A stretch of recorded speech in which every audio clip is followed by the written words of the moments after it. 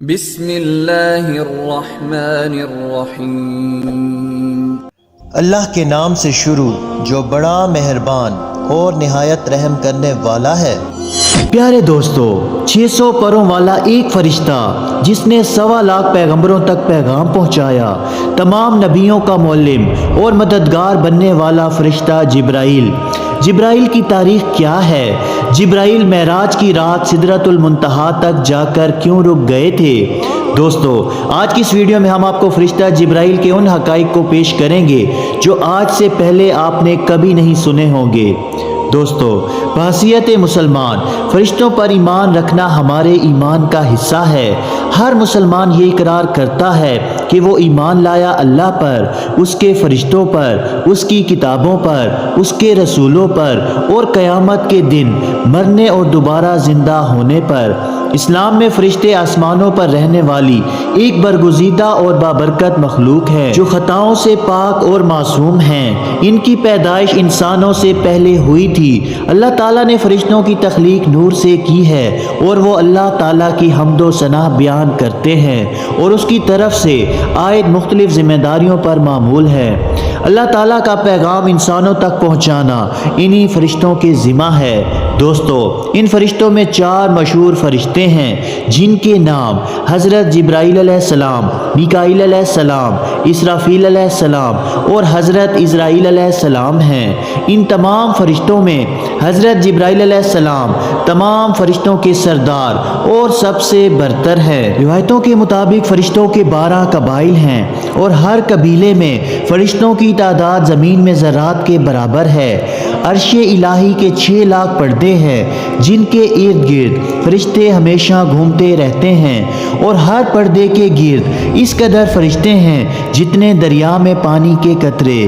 لہٰذا ان کی صحیح تعداد کا علم صرف اللہ تعالیٰ کو ہی ہے۔ جبرائیل علیہ السلام کو اللہ تعالیٰ کے دربار میں سب سے زیادہ قرب حاصل ہے۔ قرآن مجید میں 3 مقامات پر جبرائیل علیہ السلام کا نام آیا ہے۔ بعض جگہ انہیں روح القدوس یا روح الامین بھی کہا گیا ہے۔ جبکہ جبرائیل علیہ السلام عالم وجود میں آئے تو فوراً سجدے میں گر پڑے اور یہ سجدہ تقریباً 30,000 سالوں کی مدت میں ختم ہوا۔ جب جبرائیل علیہ السلام نے سجدے سے سر اٹھایا تو اللہ تعالیٰ نے آپ کو تمام نفسیاتی اور جسمانی بیماریوں سے بری رکھا اور فرمایا کہ کوئی تمہیں بہکانے والا اور راہ راست سے بھٹکانے والا نہ ہوگا۔ جبرائیل علیہ السلام کی پاکی کا انتظام کچھ اس طرح کیا گیا کہ جنت میں ایک نہر تعمیر ہوئی جس میں جبرائیل علیہ السلام داخل ہو کر غوطہ لگاتے ہیں اور باہر آ کے اپنے پروں کو جھاڑتے ہیں۔ غوطہ لگانے کے بعد جتنے قطرے ان کے پروں سے گرتے ہیں اللہ تعالیٰ ہر قطروں میں سے ایک فرشتہ پیدا فرماتا ہے۔ دوستو، جبرائیل علیہ السلام کے 600 پر ہیں، اگر ایک بھی پھیلا دیں تو آسمان کے کنارے چھپ جائیں۔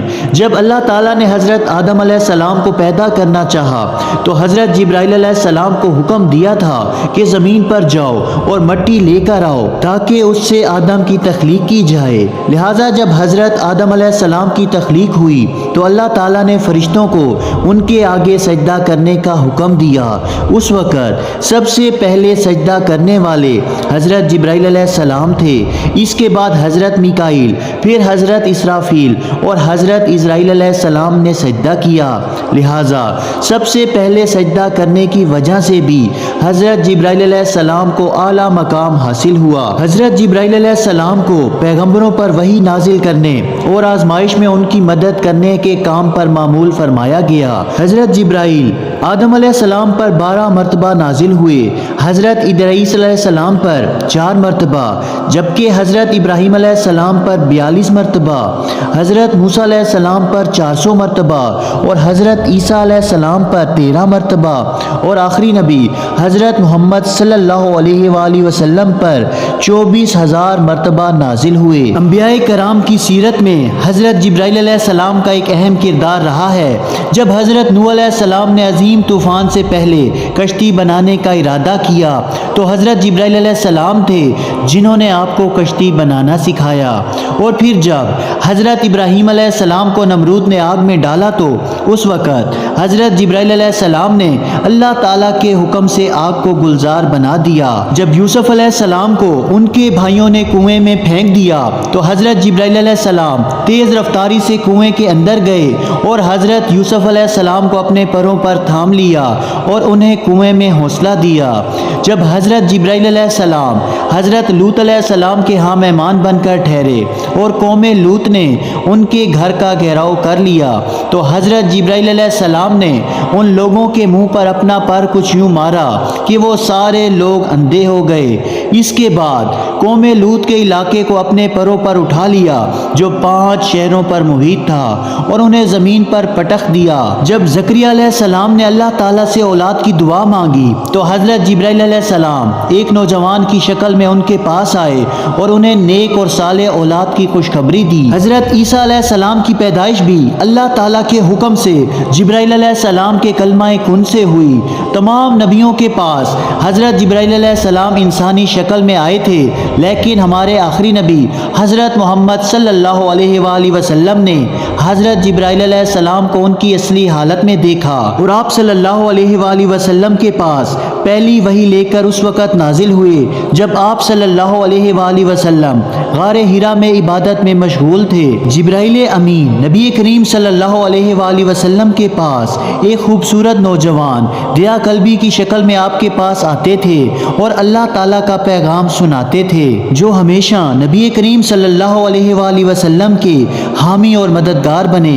نبی کریم صلی اللہ علیہ وآلہ وسلم کی ہجرت ہو، جنگ بدر ہو یا معراج کا سفر ہو یا کوئی اور موقع ہو، ہر مقام پر جبرائیل امین نے نبی کریم صلی اللہ علیہ وآلہ وسلم کا ساتھ دیا۔ جب آپ صلی اللہ علیہ وآلہ وسلم نے جبرائیل امین سے فرمایا کہ میں تمہیں تمہاری اصلی صورت میں دیکھنا چاہتا ہوں تو حضرت جبرائیل علیہ السلام نے اپنے پروں میں سے ایک پر پھیلا دیا جس سے آسمان کا افق بھر گیا، یہاں تک کہ آسمان کی کوئی چیز بھی نظر نہ آتی تھی۔ اور ایک روایت کے مطابق ایک مرتبہ رسول اللہ صلی اللہ علیہ وآلہ وسلم نے حضرت جبرائیل علیہ السلام سے پوچھا کہ اے جبرائیل ذرا یہ تو بتائیے کہ آپ کی عمر کتنی ہے؟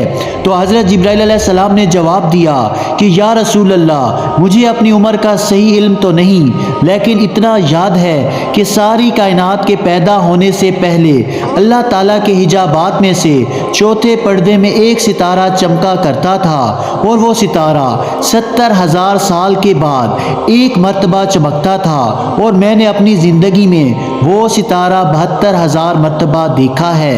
رسول اللہ صلی اللہ علیہ وآلہ وسلم نے جبرائیل سے کہا کہ اے جبرائیل مجھے اپنے رب کی عزت کی قسم وہ ستارہ میں ہی ہوں۔ روایات کے مطابق اللہ تعالیٰ نے جبرائیل امین کو بے مثال خصوصیات اور بے انتہا طاقت اور قوت سے نوازا ہے، لیکن اس کی بھی کچھ حدود ہیں، جیسا کہ معراج کی رات جب نبی کریم صلی اللہ علیہ وآلہ وسلم سدرۃ المنتہا پر پہنچے تو جبرائیل امین وہیں رک گئے اور عرض کی کہ یا رسول اللہ میں یہاں سے آگے نہیں جا سکتا، اگر میں ایک انگلی کے برابر بھی آگے بڑھوں تو جل کر خاکستر ہو جاؤں گا۔ دوستو ہر چیز کا مالک اور خالق اللہ تعالیٰ ہے اور وہ ہر چیز پر قادر ہے، وہ وحدہ لا شریک ہے، اس کا کوئی شریک نہیں۔ اللہ تعالیٰ سے دعا ہے کہ اللہ تعالیٰ ہمیں نیک اعمال کرنے کی توفیق عطا فرمائے اور برے اعمال سے بچائے۔ اسی طرح کی مزید معلوماتی اور اسلامی ویڈیو دیکھنے کے لیے ہمارے اس اسلامی چینل کو سبسکرائب ضرور کریں۔